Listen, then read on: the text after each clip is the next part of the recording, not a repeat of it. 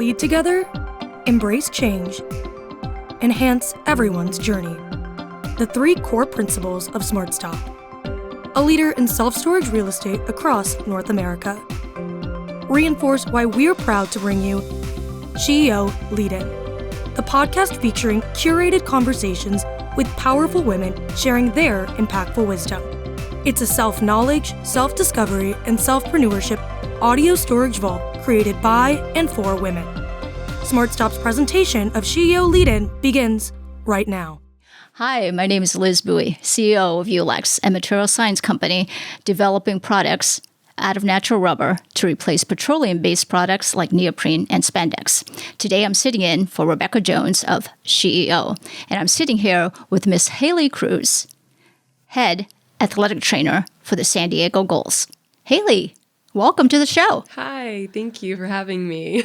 So tell us first, really briefly, about what do you think of the San Diego Gulls and how it is living in San Diego? Because I know you come from various different places, school in Boise, lived in Folsom near Sacramento, had a stint in Tennessee. So what brings you to San Diego? Yeah, I love San Diego. My family actually moved here. So this was always the 10-year plan, was to get down to San Diego and hopefully work for the Gulls. I have, as soon as I got my degree in athletic training, my master's, I immediately started working for hockey teams.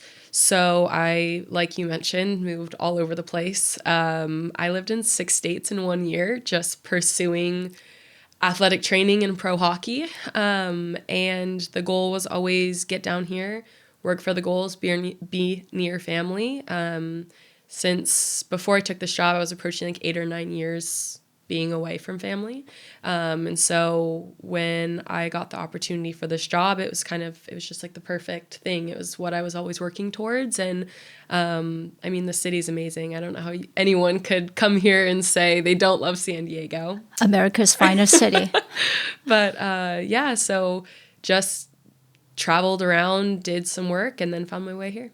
Okay, so I think our audience would really love to hear your background. So let's just lead into it first with regards to the first question. Okay. Why hockey? Oh, why hockey? I love hockey. It's my favorite sport. I personally love working with sports that are high intensity, high contact sports, equipment intensive sports. And so that's something that hockey fits all of those. And I joke around that we do a lot more, but I'm like, I get paid to watch hockey. Who wouldn't love to do that? It's just great. It's my favorite sport and I love it. And would you say that being an athletic trainer, let alone a head athletic trainer for a hockey team, was something you set out to do when you were younger, when you graduated from high school? Was that like on your to-do list? Yes, that was always the goal. So in high school, I played sports, primarily soccer, but I was always hurt, never really injured. And so I spent a lot of time with our athletic trainer. And I originally thought I wanted to be a physical therapist, but after doing a few rotations and volunteer opportunities, I realized that I really more so enjoyed working with the athletic population. So I talked with my athletic trainer. She's like, hey, this is an option. I didn't even know what it was at the time in high school before I had met her. And I set out on that journey. I looked at a bunch of schools, and I ended up going to Boise State, who had an amazing program. They have an accelerated program that's a 3-2. So I was able to do my undergrad in 3 years and my master's in 2. So all of my undergrad and post-graduation degree were in Idaho. And as soon as I got there, I knew this is the path. So I followed it. And as soon as I graduated, I started working in hockey. And within the same year of graduating, I was working in pro hockey. So if you could repeat that again, the name of the program at Boise State? It's just the Boise State athletic training program. So you don't necessarily have to do the 3-2. If you do your undergrad somewhere else, you can go and just do the 2-year master's. But because I was there, part of my decision in going to Boise State was that I could do it a little shorter. Right. There's a lot of universities with combined programs like that, undergrad, graduate, and I think they're really good value. So thank you for raising that. So let's dissect basically what you do Okay. on a day-to-day basis. Okay. And I think one of the first things I'd like to discuss is the differences in sort of, let's just say, the broader healthcare program for these athletes. The difference between being an athletic trainer, being in training and condition, physical therapy, Yes. and then where does the surgeon come into place, Yeah. right? So kind of like help us understand what the roles are, and if you do know their backgrounds. In other words, can someone in PT move into training? Can someone who's an athletic trainer, go 100%. into what does that look like? Yeah. So, where to start? I'll first start with kind of what athletic training is and what we do. I think athletic training is actually really misunderstood. I think a lot of times people hear athletic training, and if they're not in the sports world, they think like, oh, you're a personal trainer or a fitness instructor, which we do things obviously in athletics, working with sports teams, but that's not really all we do. We're an allied healthcare professional. So we're really unique in the fact that we are an allied healthcare professional on site. So there's a lot of different settings for athletic training. It's really becoming a lot more broad, which is fantastic for the career. You have people who are working in for Boeing and Amazon and more in in the military. So it's really expanding from what you would think originally when you think like athletic training is like with a sports team. So there's different settings that you can work in. I'll talk about like pro sports in my setting. But on a daily basis, we are a healthcare professional on site who is going to do primary care, injury and illness prevention. We're going to work with immediate and emergency care, rehab, and therapeutic intervention, and a little bit of therapy. So what I like to say is if you took a nurse, you took an EMT, you took a physical therapist, you took a healthcare coordinator, and a therapist, and you put them all together and you had a baby. That's what we do. So it's we have to know a lot of different areas of the healthcare fields. So let's expand on that, and then I know we're not finished with that one, but let's just say I'm a hockey player, and what is your role? What's our relationship? Yeah.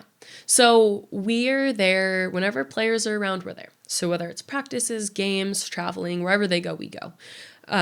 So if you have anything, you're the hockey player and you have anything that's wrong, health-wise, skin thing that you noticed last night, your head hurts, you're getting sick, you have an injury, you have an ailment, anything like that, we are the first line of defense. So you're going to come to us. So I come to Haley. Yes. So like if I'm feeling down, maybe I can't play the game that's at 2:00 or whatever, the matinee game, or I don't know. That's really bad. People don't say matinee games. That's okay. That can be edited out. But let's just say the afternoon game and I'm not feeling my best. I come to you first. Yeah. You'll come to us and then we will do an assessment. We'll see what's going on.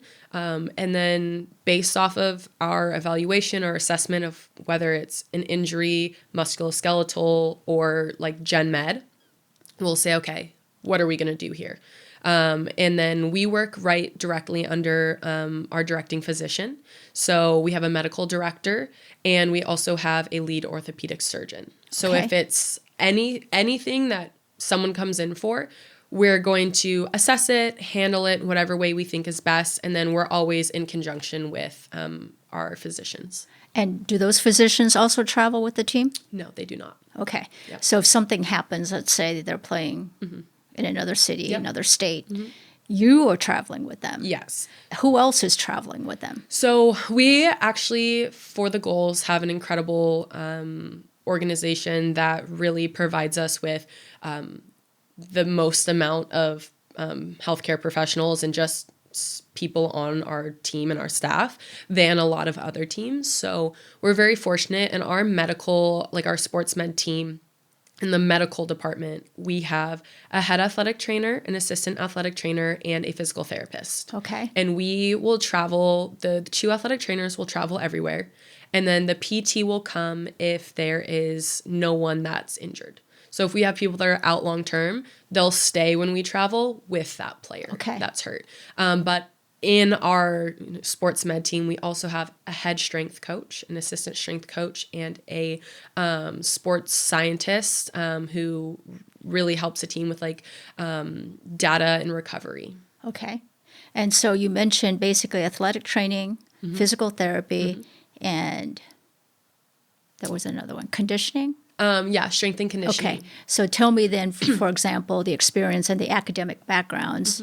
For PT, I think it's fairly well known, but for the conditioning. Yeah. So PT, you go to school, you get your doctorate in PT. Yep. And then for strength and conditioning, you're going to go ahead and go through an accredited program and then sit for the strength and conditioning certificate exam. What's the word? I can't think of it right now. So you could do that too. Yeah, so a lot of athletic trainers are actually certified strength and conditioning coaches. So it's called the CSCS. It's just an exam you sit for, you take, and then you're a certified strength and conditioning coach. Okay. So then what I'm hearing from you is that you're kind of the gateway with regards to the athletes. Yes. Are there certain positions that are more prone to injury? I would say I'm sure there's a paper or something somewhere that looked at that or has looked at that. But I would say they all get injured in just like different ways. Okay. It just depends. Like I think hockey's really unique in the fact that when most sports, they're working in the sagittal plane, which is like what you think of when you think of like running. Like you're running straight, and the ground force that you have and the way that you're interacting and what you do is all very forward, backward. Okay. But hockey's very unique in it works a lot in the frontal plane, which is like if you went this way and you went side to side. So when they're on the ice, they're not actually running in the biomechanical way that you would think. They're more pushing out sideways, and that is how they skate forward and glide.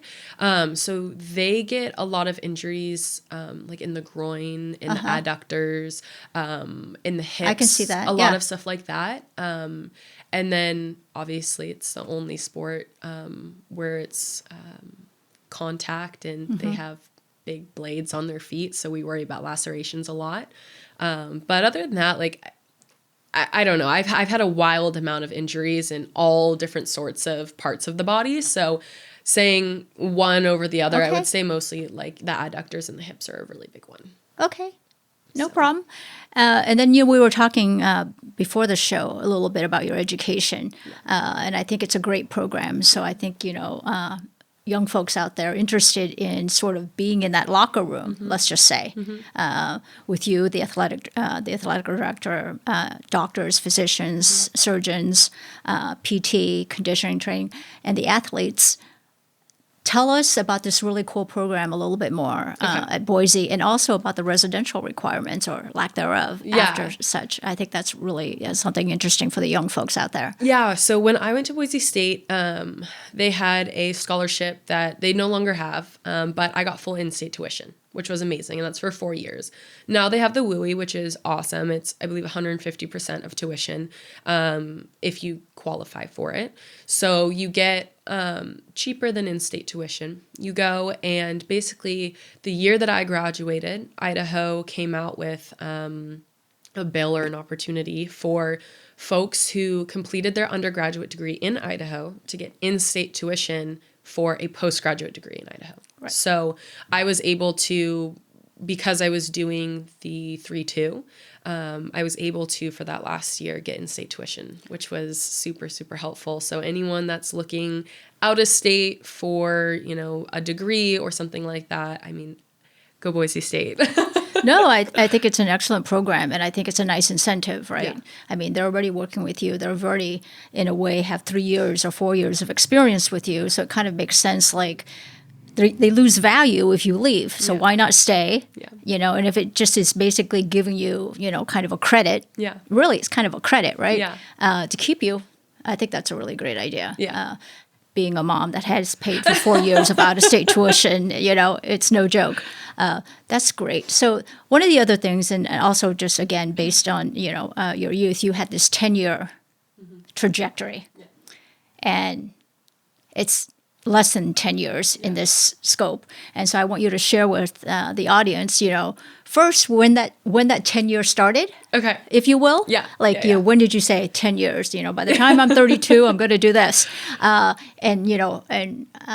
Sort of in many ways that journey, and and if you will, some of it is also luck. Yeah. Some of it is opportunities and just saying yes. Yeah. And a lot of it, of course, is grit. Yeah. And so if you could share with us that would be great. I don't necessarily know. It wasn't necessarily like by this age. It was more, you're in college and everyone says like, what's your 5-year plan? What's your 10-year plan? And you're like, shit, I don't know. Right. You're sitting here and you're like, oh, I don't know. I haven't thought about that. So you start thinking of like, okay, what is like all things out of the way? Like if everything went perfectly in my life, like what would this look like? And I mean, everyone has the dream to go and work for the NHL. Like everyone wants to work for a major sports team. And that's not off the table for my dreams. But really I was like, you know what? I'm going to go do everything I can to eventually get the opportunity to go to San Diego, work hockey, and be by my family. Because most, like, when you think of hockey, you're not thinking of San Diego. No, you're not thinking of San Diego. You're thinking of surf, Padres. Yes, you're thinking of, Minnesota and in the cold places. And so to be... It gets cold here. Yeah, a good 59 degrees is cold for some. But it was really like, okay, so that's the dream. How do we make it happen? And I had a lot of people saying like, oh, just go get some experience working at the hospital, or go get the experience doing this, or go get the experience doing that first, and then try to get into hockey. And I was this little, college-aged girl that was like, but why? But why would I go get experience in other things just to get experience when I could right out of the gate go get experience in hockey? And everyone was like, do you know how hard that is? And I was like, yeah, I do. But like, it's not impossible. Right. So I, right out of school, I moved to Alaska and I worked for a junior hockey team. And within the year, I ended up working for a pro hockey team. It was a lower league, like a single A hockey. Okay. If you're thinking about it in like baseball terms, which a lot of people kind of like get that reference. Yep. But it was pro hockey. And I was like, really, I'm just going to do it. Like, I don't have a family, like, as far as like, I don't have children. Right. I don't have like, a husband or someone where it's Where like, in Alaska? Anchorage. Okay. Yeah. To where, well, it's a actually, city. So the team was in Anchorage and I actually lived in Palmer, Alaska, which this could have changed, but at the time it was 6,000 people. Little. Going from like California to that, I was like, oh, this is a small town. I got it. Yeah. Like the high school I worked at had like, I think like 800 kids or something. Okay. But yeah, I just was like, there's nothing stopping me. And I have the ability and the means to take this. So like, why not go do it? If I hate it, I can always leave. Right. And how long were you there? I was there for about 6 months. Okay. I was working for Orthopedic Physicians of Alaska, which is an incredible, I'm just going to hype them up really quick, is an incredible operation. They basically hire on athletic trainers to give schools free athletic training to help the community. So the schools aren't paying the athletic trainers, the hospital is. But they say, here, we care for our children and we want them to be safe. That's preventative medicine right there. Here you go. Yeah. Exactly. So it was actually an incredible thing. So I worked at a high school. I worked for the junior hockey. I kind of bounced around helping out. And then I was like, ooh, the darkness. I got to get out of here. And there was an opportunity to go into the professional hockey league. So I said, you know what? Screw it. Let's go do it. And I went. And then that was a year of chaos where that team folded. I had to go to another team. It was craziness. But it was, my foot in the door in pro hockey. And I just set my mind to it and was stubborn and was like, this is what I'm going to do. I'm going to do it and I'm going to make it work. And it's going to get me experience to get where I want to go. And it did. Fantastic. We're just going to take a little break here and hear a few words from our SmartStop sponsor. SmartStop knows the winning connection is when we elevate success together. SmartStop Self Storage, a California company with nearly 200 properties and over 15 million square feet of rentable storage in the US and Canada, is committed to positively impacting the communities we serve on the national and local level. By aligning our core principles of leading together, embracing change, and enhancing everyone's journey with local initiatives. To learn more about our core values, our locations, and career opportunities, please visit us at smartstopselfstorage.com.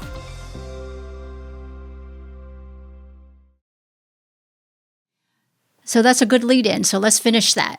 And so you said you worked for one hockey team, went under, and then you started with another one. Is that right? Yeah. So and where were they? So I worked in Alaska. I left Alaska to pursue a job in the SPHL, which is like single A hockey, in Illinois. That team folded in the middle of the year. So then I went to Georgia and I finished out the year there with their team. But that job opportunity wasn't year round. It was just seasonal work. So when I was finished there, I actually was been contacted by another team in the same league in Tennessee. And they were like, we have a year-round position, benefits, this. We'd like to do interviews with you. I was like, okay, sure. So then I ended up taking that job, working with them, and was there for a year and everything was great. But like that 1 year of my life, I like lived in 6 different states within one calendar year. Yeah. And it was chaos and it was crazy. And everyone was like, you're nuts. And I was like, yeah, but I have this vision. Right. And just trust. And you just trust followed the process. it. Yeah, no, and it worked out love wonderful. That. Right. I love that. You just followed it, right? Yeah. So Boise, Alaska, Illinois, Georgia, Tennessee. And then I moved back to California for a little bit in between Georgia and Tennessee. Right. And I worked here for a few months.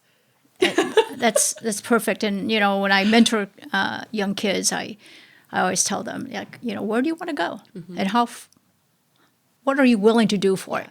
I just think that if you have something you want to do and it's a dream and you're like, I want to achieve it, I think a lot of people have that idea, but they're not like willing to do the crazy things to get there. Like they're like, oh, I would love to, you know, work in pro hockey, but I just want to stay in California. Right. And it's like, you have these dreams, but you're limiting yourself so much by not going and taking these jobs and 100% expanding on. If that's what you want to do, you have to be willing to say yes. Yes, 100%. And it might be crazy, but it'll all work out. Right. I think you just have to have faith that it will. Yeah. And also, everyone, I think, is their own worst critic. Yeah. And so I always tell kids, too, just say yes. You'll figure it out. Yep. You're smart, you're eager, you work hard. You know, you have grit, you'll figure it out. Mm-hmm. And when you're young, you're right, there's nothing holding you down. You can move. Yeah. And that's the beauty of it. You can literally move. Yeah. You know, you're not holding, you know, you don't have those same assets. You don't have the golden handcuffs or kids. And so it's the perfect time to move. And you can make more decisions for yourself. You don't have to make decisions for 5 people, you know? And it's also important to live in different regions of the world. And immerse yourself in, for example, for you, Alaska, right? Illinois, Midwest, Atlanta, Georgia, big city, but still the South. Mm-hmm. Tennessee, smaller city, but still very much the South. Mm-hmm. And then here in San Diego, right? Yeah. And so it gives you, you know, it builds more character. I mean, that's kind of 100%. You know, everyone says that. But I think it also allows you to see that we're really all more common than we are different, right? Like snaps for that. Like 100%. I think I tell people all the time the best thing I ever did was leave the state. When I was in California in high school, I was like, I'm not leaving California. Like I've worked hard, you know, I got a 4.0, like I did this, like I'm gonna stay. Right. And then I was like, okay, well if I do that, I'm limiting myself so much. And then honestly, I think leaving and being an adult away from what I knew really gave me the opportunity to like go through hardships, fail, not fail, experience like who I think I am and I want to be. Right. And then going and doing all my little traveling stints, it just like, it makes you just a better person. And Absolutely. You gain more empathy, you gain more resilience and adaptability. Yes. And it's like those are the things that are going to take you furthest in life. Those are the soft skills you need. Yes. Right. I mean, 100% in this age of AI, you have to really lean into those soft skills. And that's what people want. That's what builds trust. That's what builds relationships. And you absolutely need that when you're working with an athlete. Right. But I think what's also interesting is that when you leave, there's no entitlement. Yeah. So when I hear young kids say that, I did really well, that this is, why can't I stay in California? And I always think like, that's a sort of an entitlement feeling that somehow just because you work hard, you need to stay. And, and somehow the world needs to find a reason for you to stay. Yeah. And all I can say is you're 22. Yeah. Go figure it out, Well, I love that you said the trust, because I think, honestly, like everyone has different philosophies in athletic training. But I think for me, the first thing in order to be a good athletic trainer is you have to have trust with your athletes. And if you don't have, like, you can have all the knowledge in the world, but if your athletes don't trust you and feel safe with you, like, it's really not going to do anything. And I think the hardest thing to do when you join a new team is establishing that trust, because they're like, you're a stranger, who are you? But I think without trust, like, you can't do your job. And so that's like, for me, like, that's really where I hang my hat on my philosophy in athletic training is you have to have that trust, and you have to be a trustworthy person so that they know that you are literally here for them, to protect them, to help them. Like, your sole job is advocating for these athletes. Okay. That's great. Yeah. So, all right. So back to your 10-year plan. Okay. We're less than 10 years. Okay. So the way I see it is you now need new goals to fill up those 10 years. So, well, see, where's Haley in 5 years? Okay, let me back up before I answer that, because I think, I don't want to say the rat race. I kind of hate that. But like, I think in our society right now, like, everyone is focused on what's next and what's next. And instead of being present. And I really think that for me, because this did happen so fast, like, I mean, this was less than 5 years. I achieved this goal of mine after college. Really, I've always had something I was looking forward to. High school, it was college. Undergrad, it was master's. Master's, it was going into the workforce. And then, the years leading up to, okay, I'm going to get this job with the Gulls. And there's always something. And I think I really struggled when I got this job, because I was like, okay, wait, I don't have anything. Like, I don't know what I'm doing next. I don't have that thing I'm looking towards. And it kind of was like a weird experience, because it was the first time in my life I didn't have anything that I was like, okay, I'm doing this next. Right. And everyone asks me that now. Everyone's like, okay, well, what's next? Well, what's next? And I honestly, like, I'm so happy with this job, the ownership, the team, everyone that works here, the staff, everyone's so amazing. The boys are so nice too. Like, we have a great team. They're all very kind and respectful, that my goal right now is just to be here and just to be present and to enjoy it. Like, I worked so hard to get here. Absolutely. Instead of having to focus on like, okay, well, what's next? What's my next thing? It's like, I'm going to be here for a bit. The AHL is a developmental league. So really being here and honing my skills and growing in this job and just being present in it and really being like, dang, I worked for this and I'm here. And, people took the chances on me that they did. And I was given this opportunity, and I've proved that I'm, supposed to be in this room. And now I'm just going to do it and enjoy it and get better at it. Absolutely. Before I figure out what I want to do next. Yep. Absolutely. That's a good answer. Yeah. So I take that question back. So let's talk about, like, what's the hardest part of your job? Honestly, I think the hardest part is we have a long season, and I think it takes... How many games? So we have 72 games, 76 games. Oh my gosh. So not quite as many as 76. The MLB. About 80 games. Someone fact check me on this. It's okay. About 80 games. I'm going to say we have 72 games. And then I'm also going to say we have 76 games. You guys can cut that in. We'll fact check it after. But it's about a 7-month-long season. Okay. So in September, all month, we are up in Anaheim because they're our affiliate team. and we are there doing their rookie tournament and their main camp. And then we come down for our camp at the start of October. Typically the weekend of like October 10th, October 12th is our first game, starts our season. And then our last regular season game is usually the weekend of like April 18th-ish. Okay. So it's a very long season. We have a very grueling schedule. Not a lot of days off, traveling all the time. We'll have, weeks where we're on the road for 10 days, just depending on what the schedule is. And I think that's the hardest part, just being dedicated enough to like, in loving it. Like when you love it, it's not hard. Right. When you love it, you're like, hey, this is awesome. We get to travel, we get to do all these things, but it does like, it's objectively hard, Yep. So I'd probably say that. Okay. Yeah. I think you have to build that into your muscle memory. Yeah. So you've had one full year, or how many years have you had doing that with the travel? So I mean, there's less games in the lower leagues that I was in, the minor leagues that I was in before. But I've finished now 2 seasons with the Gulls. Okay. So do you see it getting a little bit better each year, or just more familiar? it just becomes more familiar. Like, I think with anything, when you don't know what to expect, because like hockey is hockey no matter what. Athletic training is athletic training no matter where you go, whatever setting you're in, like you're doing the same stuff day to day.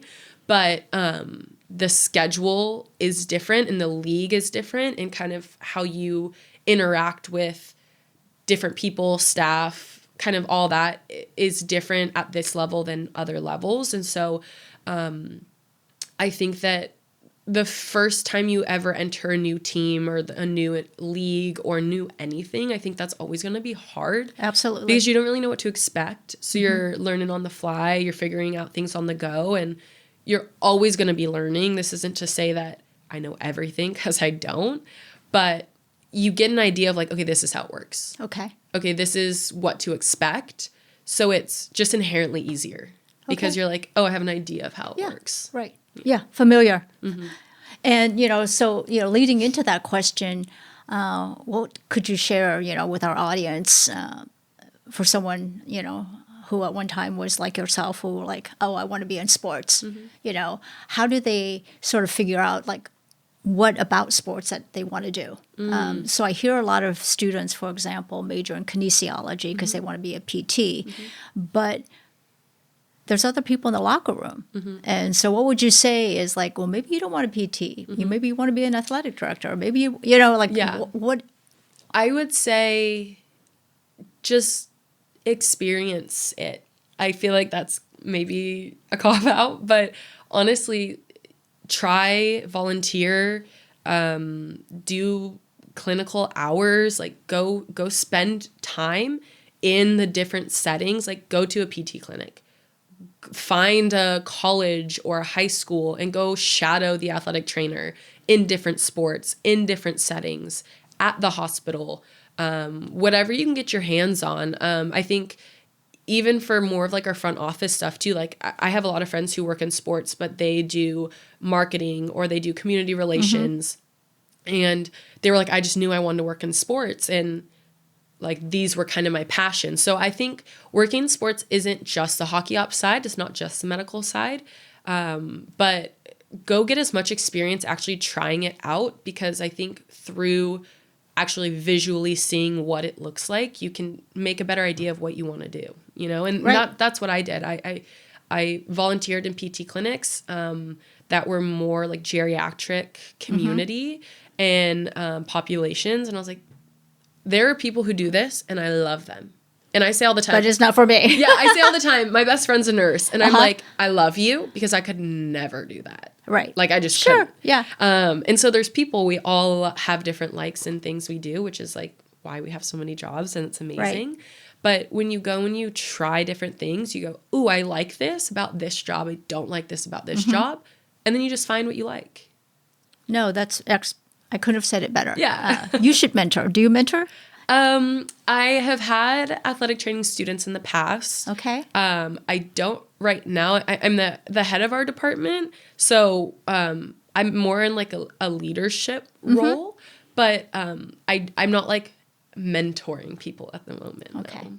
Well, mentorship is in all forms, shapes and forms, right? It's just passing along experience and advice, for someone who asks, can be as little as that. Yeah. And so with the 5 minutes we have left now, I'd like to, is there anything that you'd like to share about your job or about yourself that you would like the greater San Diego community and, all the young people that are watching right now to know about yourself or even the Gulls? Oh, goodness.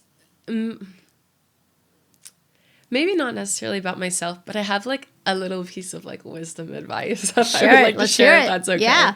I have a mentor who has really helped me. Her name is Abby Ronnebeck, and she works in the financial advising world. And she's kick-ass. Sorry, she's awesome. I don't know if I can say that. But she is like everything that I'm working towards in being a woman in a predominantly male environment. Mm-hmm. Like, she is the standard of like what it means to just like be awesome. And I'm trying not to say kick-ass and just like dominate what you do. Yeah. And we had a conversation the other week, and we were just talking about, the hardships and the things that we're grateful for, and all the things of being a woman in a predominantly male environment, in a predominantly male role. And we were just chatting back and forth, and we were talking, and I think one of the things that we talked about that I really think is important for everyone to know is like, you are your worst critic. I think you said that earlier, but and especially as women, I know we overthink things a lot, and it's kind of in our nature. Like we have to, right? But no one is thinking about you as much as you're thinking about you, and reminding myself of that constantly is something that throughout all of my schooling, my academic career, my career now, you have to remember that like you're gonna pick yourself apart so much more than anyone else is. So having a supportive community, whether that's, people that aren't in your field or that are women, men, doesn't matter, but having a community of people who, when you're like, okay, am I overthinking this right now, are going to kind of bring you back down and be like, no, you're good. I think that's like, without the community that I've had, I wouldn't be where I am right now. But I think just remembering like, you're your worst critic, and you're going to be so much harder on yourself than anyone else. So trying to give yourself kindness and grace and ease, but also remembering that like anything you want to accomplish, you can do. Like, I know that, we say when we're young, like, I want to be the president. People are like, oh, haha, so cute. You can't.